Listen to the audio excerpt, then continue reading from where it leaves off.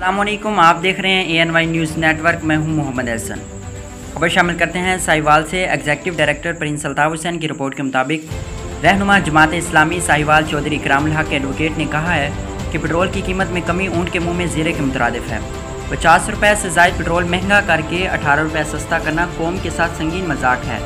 अगर हुक्मरान आवाम को हकीकी मानों में रिलीफ फराहम करना चाहते हैं तो पेट्रोल 100 रुपये फ़ी लीटर तक सस्ता करें। इन ख्यालात का इज़हार उन्होंने अखबारी नुमाइंदों से गुफ्तगू करते हुए किया।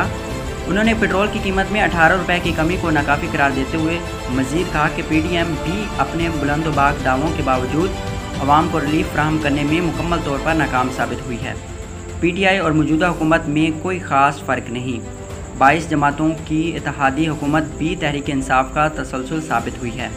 मुल्क कौम को तबाही के दहाने पर पहुँचाने वाली मुस्लिम लीग नून, पीपल पार्टी और तहरीक इंसाफ ने आवाम को मायूसी और अंधेरों के सिवा कुछ नहीं दिया।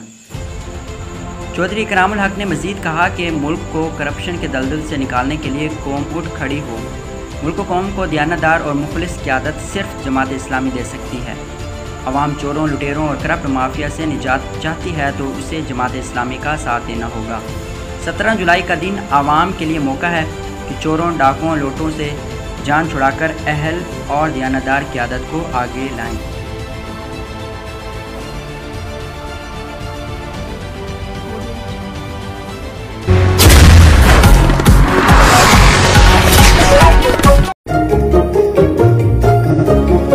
अगर आपके रेफ्रिजरेटर की कूलिंग इतनी ही नाजुक है तो switch to PEL with InstaCool, Pakistan fastest cooling refrigerator.